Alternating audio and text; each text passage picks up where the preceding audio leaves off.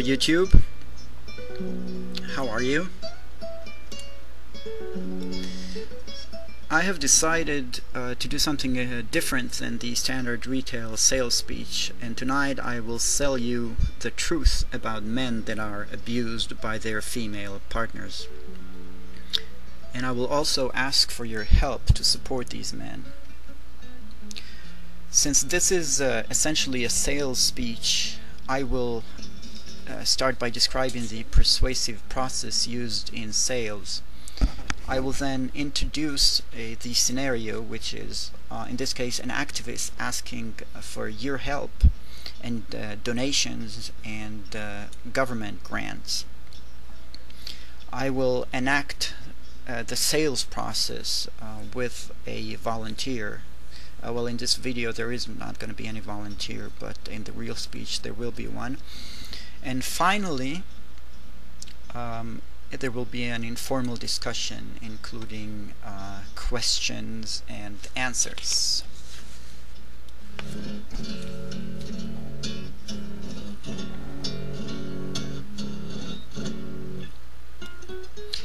Now, about the persuasive process used in sales. The first step is building rapport with the buyer.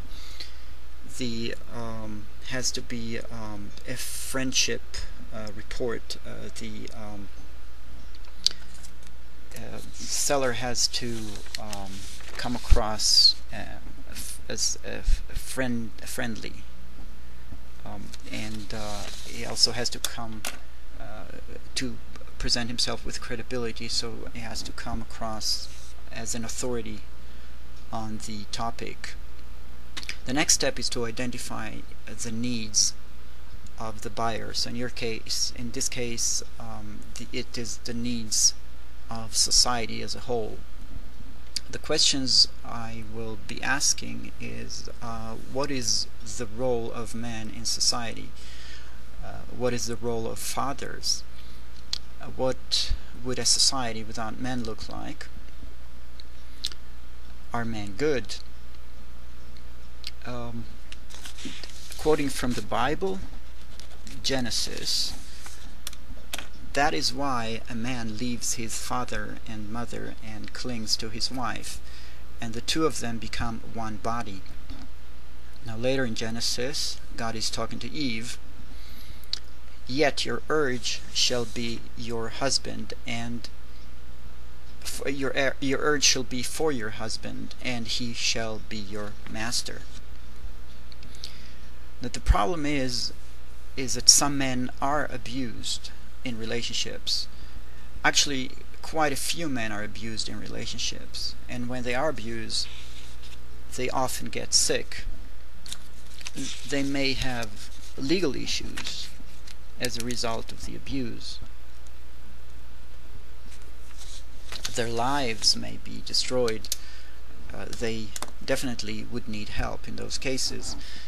But the situation, unfortunately, the situation today is that there is hardly any help for men. Quoting from the Bible, Judges, and this is the story of Samson.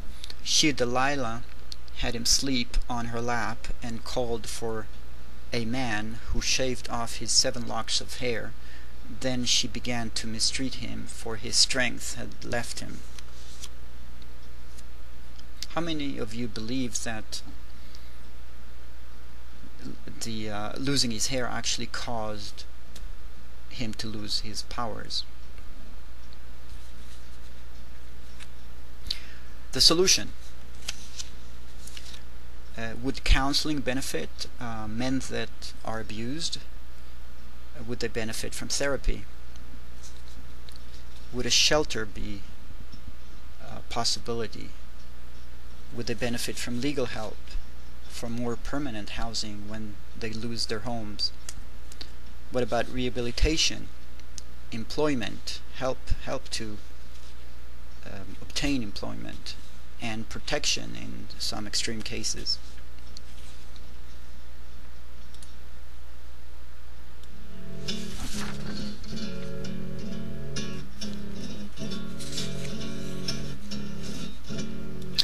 now to this scenario.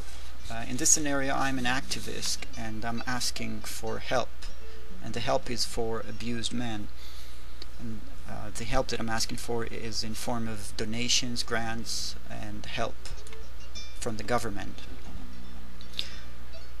So I'm an activist and I'm helping abused men. Why? Well, we all hear of abused women, of domestic violence, rape, emotional abuse, and so on. But are men being abused by their female partners too? Well, the answer is yes. Quite a few of them are, actually. And the abuse ranges from dating abuse for a free meal or drinks, to using weapons or vehicles to harm and even kill. Have you heard the term toxic woman? That term is usually linked to a personality disorder such as borderline personality disorder or narcissistic personality disorder. These personality disorder essentially, a personality disorder, such a personality disorder is essentially an arrest in emotional development. Basically, what we have in these cases is an adult with the mind of a child, and the characteristics are interpersonal manipulations, lack of empathy, lack of remorse, impulsivity, and pathological lying. We're talking about a very abusive person, indeed.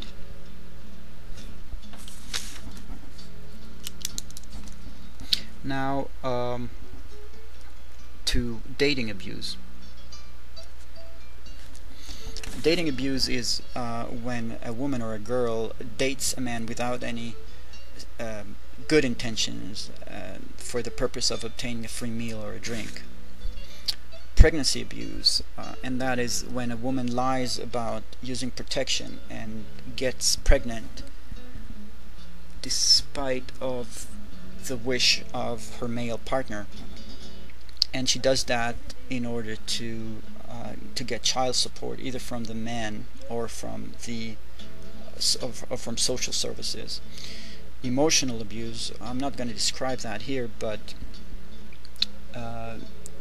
when we talk about emotional abuse, women are just as equipped, or maybe even better equipped than men.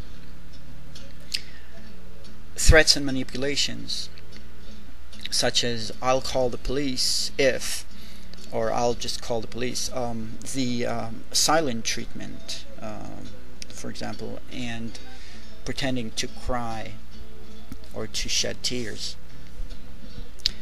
Another form of abuse often used is parental alienation, and that is when the mother, who has more access to the child, brainwashes the child basically makes the child hate his father.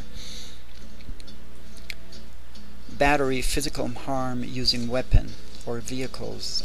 Many women turn to weapons or use vehicles to run over their male partners. And finally, false accusations. Unfortunately, both VAWA, the Violence Against Women Act, which is a federal legislation, and domestic violence shelters encourage false accusations of women against men. False accusations are much worse than abuse by one person, by a person.